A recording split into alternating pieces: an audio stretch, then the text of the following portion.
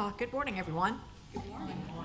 Good morning. Welcome to the Piedmont Unitarian Universalist Church. Piedmont UU sits on the traditional land of the Catawba, Kiawe, and Sugarby peoples. My name is Ann Lakaitis, and I will be the worship assistant this morning for Reverend Dr. Amy Rio. We are a flourishing, vibrant, and radically welcoming congregation, which promotes diversity, inclusion, and social justice. We provide a safe haven for creative intellectual growth, spiritual development, and a deep sense of community for all who join us. We hope our liberal religious values will challenge you to join us as a community that lives boldly and acts justly. To all our visitors and members, we're very glad you're here in person or with us online, and we hope to see you again. Your presence is a gift to us. Our announcements for this Sunday: Reverend Amy will be on vacation Monday through Wednesday this week. Water communion in gathering is 2 weeks from today. We invite you to bring a small container of water to add to our common water for our annual ritual to begin a new church year. The water can be from a special place or just from your home. We are currently taking sign-ups for chalice circles, small groups which meet monthly and explore our monthly worship themes more fully. It's a great way to get to know people in our church better and to take a deeper dive with your spiritual journey. You may sign up with the link in the weekly email or reach out to Madia for more information. Starting next Sunday, we will have a collection every Sunday in September for the organization Hearts for the Invisible, an organization that assists people who are experiencing unsheltered homelessness. Please bring toiletry items. Your weekly email has a full list of suggested items. For other important information about our vibrant community, please see your order of service, or if you are on our email list, please check our monthly newsletters and weekly announcements. Whatever brought you to this place at this hour, we welcome you. May you find something that you need, and may you leave richer in spirit than when you arrived.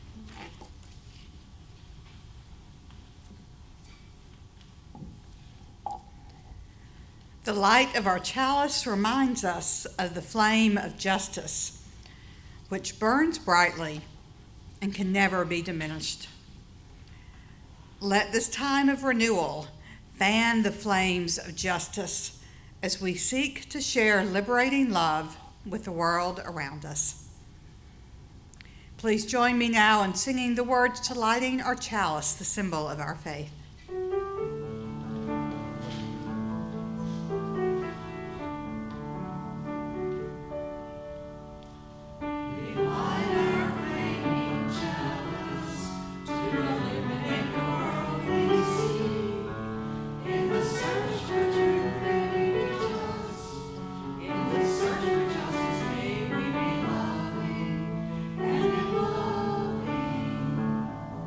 May we find peace.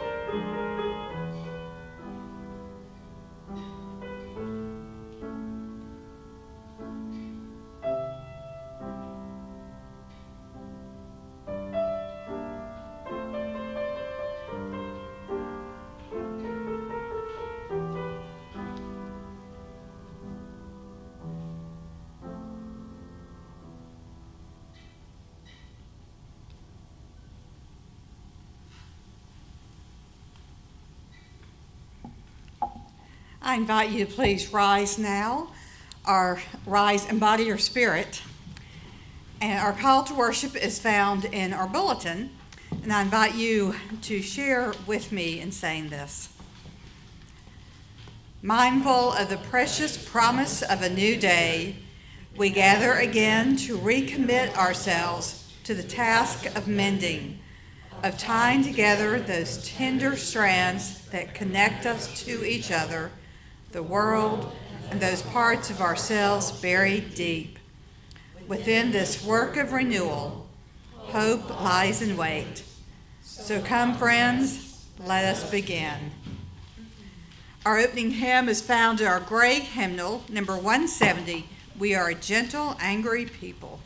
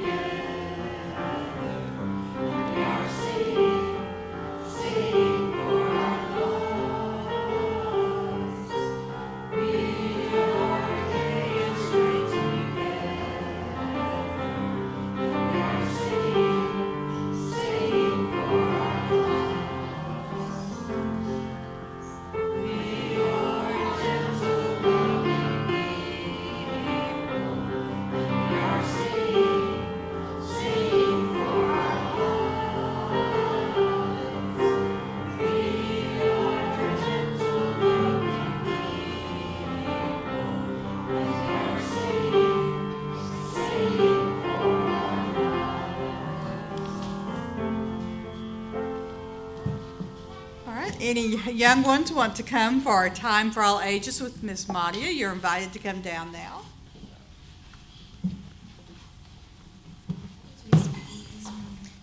Good morning. So today I'm going to read a story that I remember reading when I was probably about your age, 6 years old. I remember my first grade teacher reading it to me at school. Her name was Miss Lemon, by the way. And the book is titled Amazing Grace by Mary Hoffman and Caroline Binch.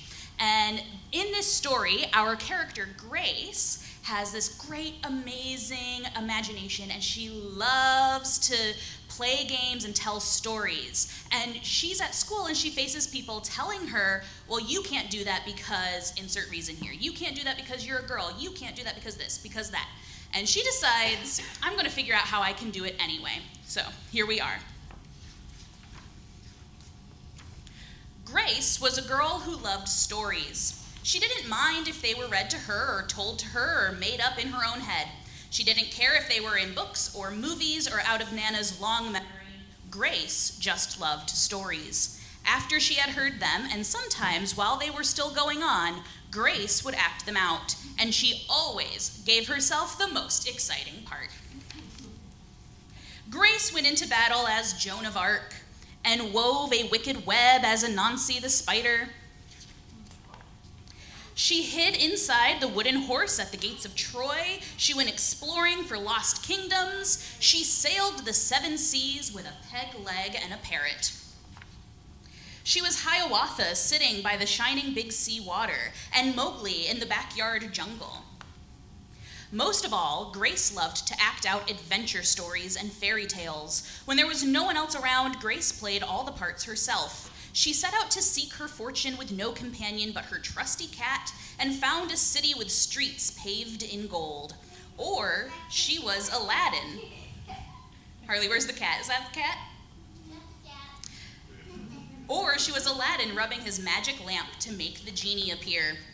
Sometimes she would get Ma and Nana to join in when they weren't too busy. Then she was Dr. Grace, and their lives were in her hands. One day, Grace's teacher said they would do the play Peter Pan. Grace knew who she wanted to be. When she raised her hand, Raj said, "You can't be Peter. That's a boy's name." But Grace kept her hand up. "You can't be Peter," whispered Natalie. "He isn't black. Is that okay?" "No, that's not okay." But Grace kept her hand up. "All right," said the teacher. "Lots of you want to be Peter Pan, so we'll have auditions next week to choose parts." She gave them words to learn. When Grace got home, she seemed sad. "What's the matter?" asked Ma. "Raj said I can't be Peter Pan because I'm a girl." "That just shows what Raj knows," said Ma. "A girl can be Peter Pan if she wants to." Grace cheered up, but then later remembered something else. "Natalie says I can't be Peter Pan because I'm black," she said. Ma looked angry, but before she could speak, Nana said, "It seems that Natalie is another one who doesn't know anything. You can be anything you want, Grace, if you put your mind to it." On Saturday, Nana told Grace they were going out. In the afternoon, they caught a bus and a train into town. Nana took Grace to a grand theater. The sign outside read, "Rosalie Wilkins in Romeo and Juliet," in sparkling lights. "Are we going to the ballet, Nana?" asked Grace. "We are, honey, but first, I want you to look at this picture." Grace looked up and saw a beautiful young ballerina in a tutu. Above the dancer, it said, "Stunning New Juliet." "That one is little Rosalie from back home in Trinidad," said Nana. "Her granny and me, we grew up together on the island. She's always asking me, do I want tickets to see her Rosalie dance? So this time I said yes." After the ballet, Grace played the part of Juliet, dancing around her room in her imaginary tutu. "I can be anything I want," she thought. On Monday, the class met for auditions to choose who was the best for each part. When it was Grace's turn to be Peter, she knew exactly what to do and all the words to say. She had been Peter Pan all weekend. She took a deep breath and imagined herself flying. When it was time to vote, the class chose Raj to be Captain Hook and Natalie to be Wendy. There was no doubt who would be Peter Pan. Everyone voted for Grace. "You were fantastic," whispered Natalie. The play was a big success, and Grace was an amazing Peter Pan. After it was all over, she said, "I feel as if I could fly all the way home." "You probably could," said Ma. "Yes," said Nana. "If Grace put her mind to it, she can be anything she wants." And that is the end.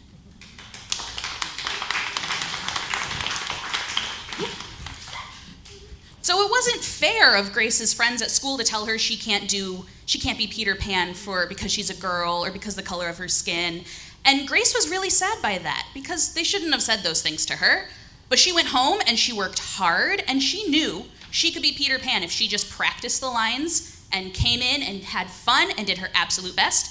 And what did Grace end up playing? Peter Pan. Thank you, everyone.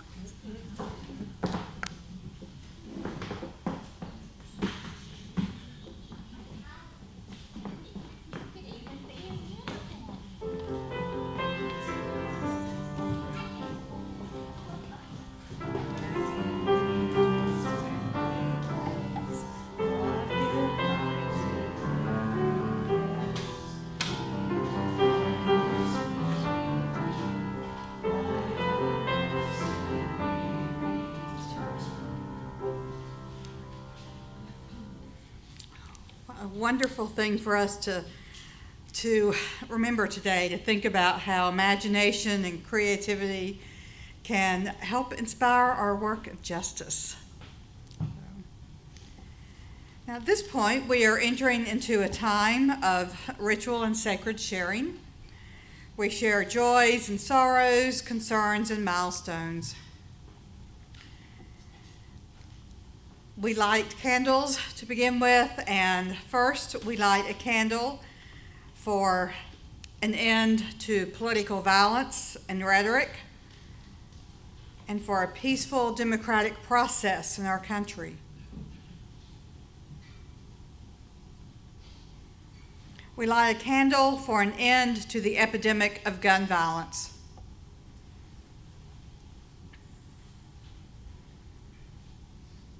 We light a candle for the work of true justice in our world, and that we might be part of that. For the ongoing struggle for civil rights in Iran and in Afghanistan. For the immediate relief of the people of Gaza.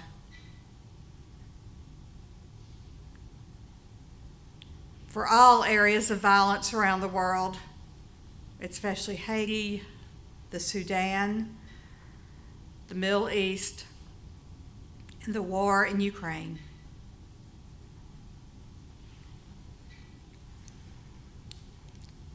Now, at this time, you are invited to come forward as you feel called to do so. We invite you to come forward along the far wall. You may fill out a prayer card to place on a prayer wall. You may light a candle of your own joy or concern. We may simply place a stone in our shared water.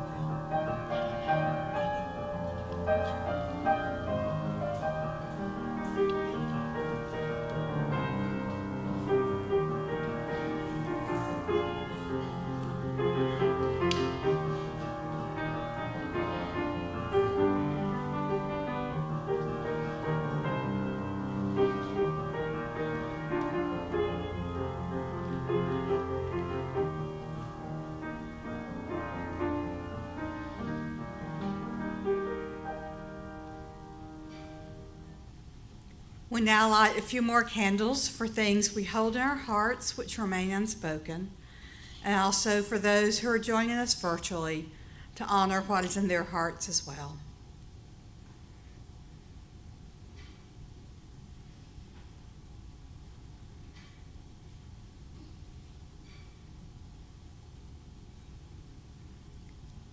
At this point, we will have a time for quiet prayer, meditation, or rest.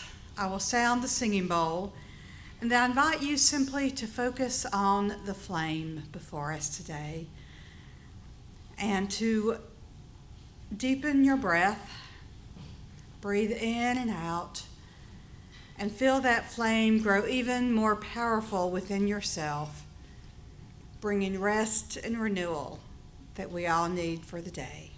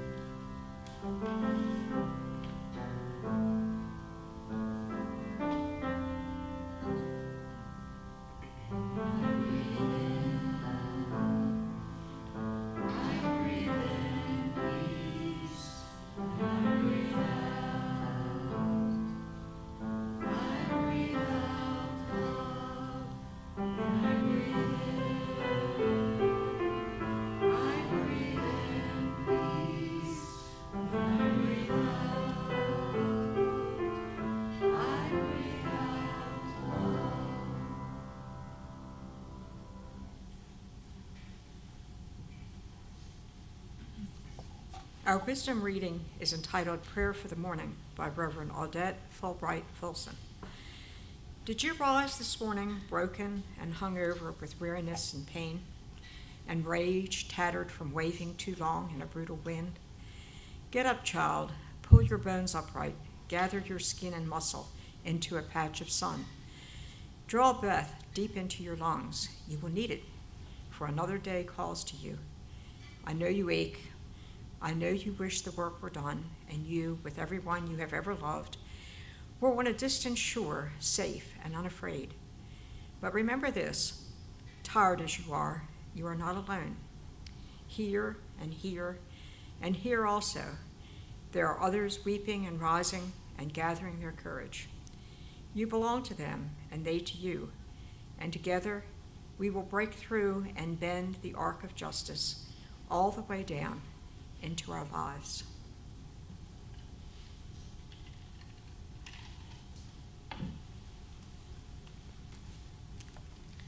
Thank you, Anne. So we have spent this past month focusing on the theme of renewal. Now, there are numerous reasons why we need rest and renewal. The most basic is that our bodies physically just can't continue if we don't allow them to rest. Renewal also allows our spirits to rejuvenate and to connect more fully with all the divinity surrounding us. It provides opportunity for us to know ourselves better, the core of who we are, who we want to be. Having that time and space of renewal allows all those things to happen. And renewal also energizes us so that we might be about the work of justice. One of the core principles and values for Unitarian Universalists is the goal of world community with peace, liberty, and justice for all people. Peace, liberty, and justice for all. Now, during the many years I've been a minister, one of the core facets of the work I've done has been encouraging spiritual well-being.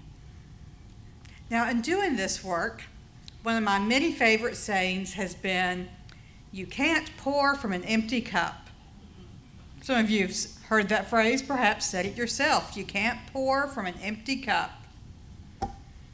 Now, we can't provide water, refreshment, renewal to others if our own cup is bone dry. Renewal is the way that we fill our cup. We fill our cup so that it's overflowing with life-giving water. Now, I believe most of us are aware that we do not exist in isolation.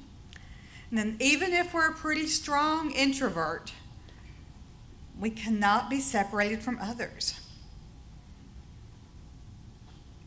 Others have grown or produced the food that we eat. Someone has transported it to a grocery store or market. Someone keeps that store running. Healthcare workers take care of our bodies. And all of us went to school at some point, and teachers and all the many people who keep a school running have taught us a lot more than what was just on the test.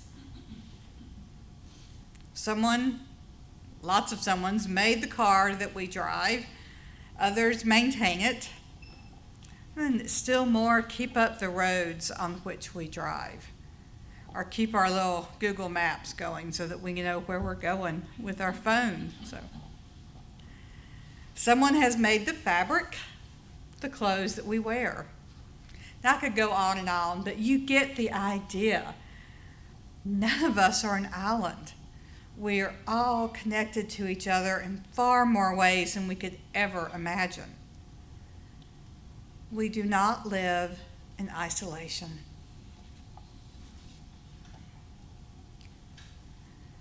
Now, the major religions of the world have a teaching that is similar to what many of us know as the Golden Rule. Treat others the way you want to be treated. Treat others the way you want to be treated. Now, we do this firstly just because it's the right thing to do, right? This is the path of love. But secondly, it's because we are all interconnected. If we harm another person, we are in fact harming ourselves. It might not be immediate to us how that harm is coming around, but it is. If we do not stand up for justice for another person, we again are harming ourselves because we're all interconnected. Neuroscientist Tor Wagner and associates produced research in 2017 which showed that humans have a brain circuit specifically geared towards empathetic care. Humans have a brain circuit specifically geared towards empathetic care to relieve the suffering of others. Our brains are hardwired for connection to others, and to care for those who are in need.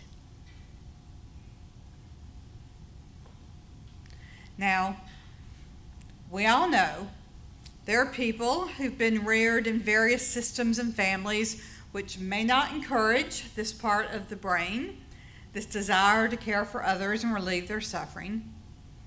And each and every person makes their own decisions about how they are connected to others and for whom they will fight for justice.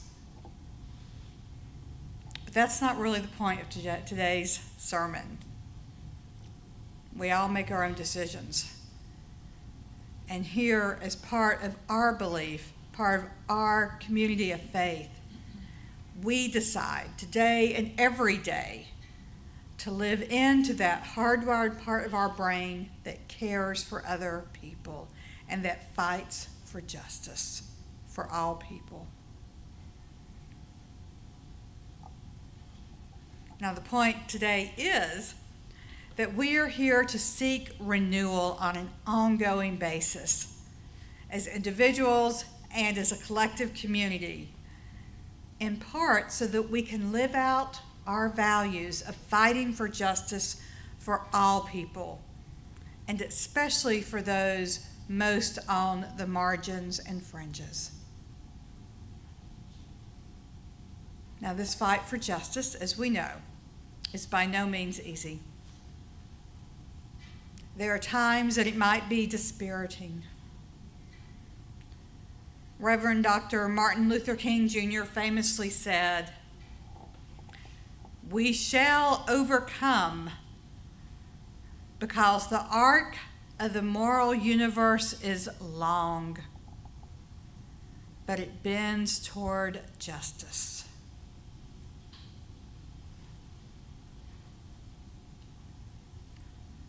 When it's hard for us to see that arc bending, when it's hard to believe in the hope for a better world,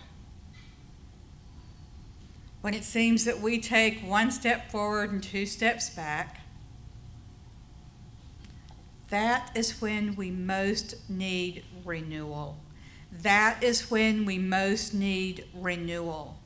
Renewal will give us the energy and the hope we need to keep marching forward for justice.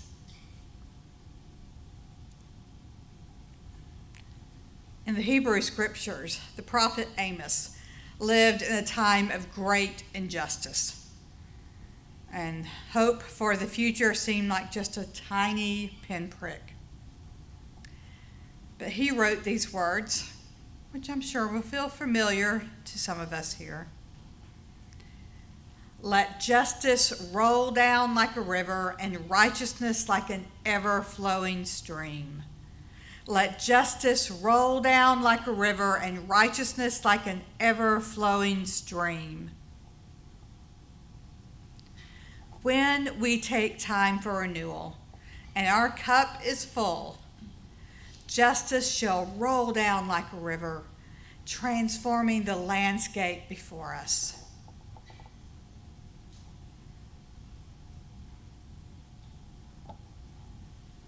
We know that we have work to do in our world, work to care for others, to continue to fight for a more just, more loving world. As we are renewed, we are ready for this work. May it be so. Blessed be. Amen.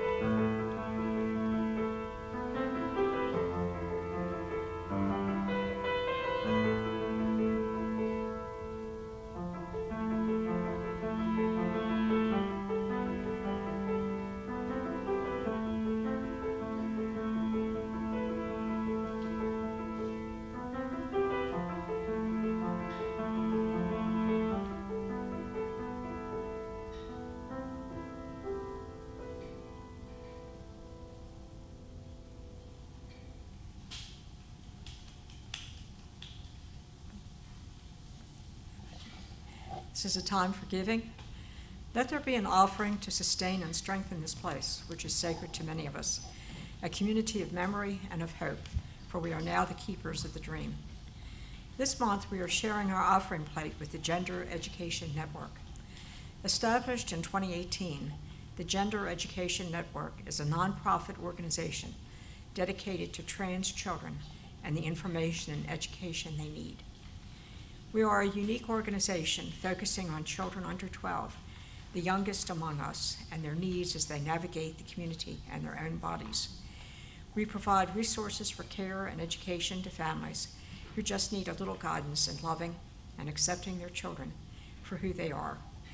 We ask that you place your gift in the baskets as they make their way around the room. And you are always welcome to give online at puuc.org or by texting PUUC at the number 73256. Today's offering will now gratefully be received.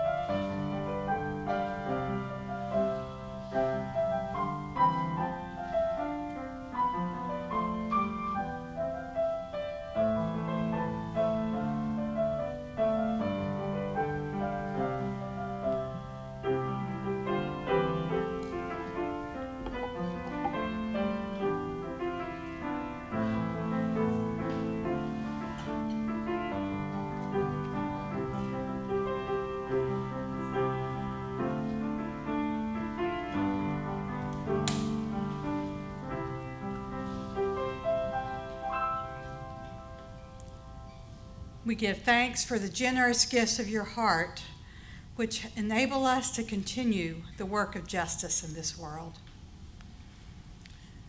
I invite you now to please rise and body your spirit for our closing hymn found in your teal hymnal, number 1031, Filled with Loving Kindness.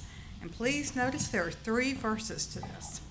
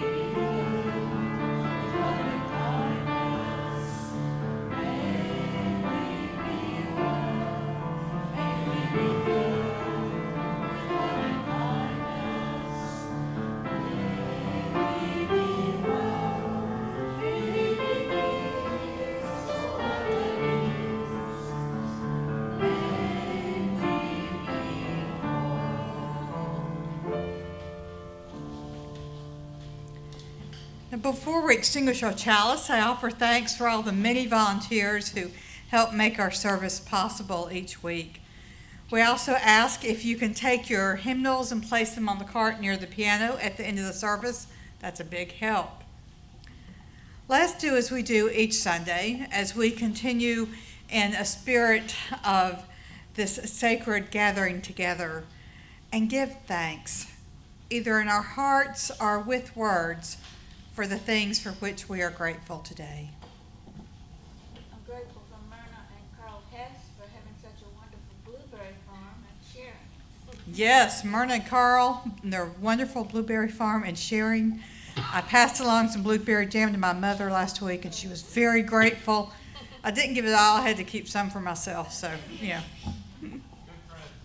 Good friends. Yes. The beautiful weather we've been having. Yeah, the beautiful weather these past few days. Absolutely.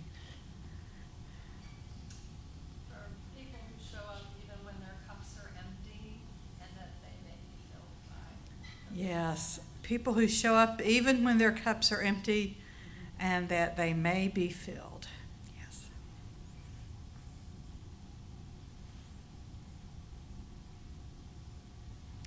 We give thanks for this time together, for all who are with us in spirit, and for the opportunity to go out and to share justice with the world around us. Let us go forth, renewed and seeking renewal, so that we might work together to create a more just and more loving world. May it be so. Amen. We now extinguish our chalice, but we carry its light and its warmth and its meaning with us until we meet again. May we go in peace, believe in peace, create peace wherever we may wander. May it be so. Now for our closing song, we form a circle, and you may hold hands if you would like to, or you may simply stand and hold your hands on your heart.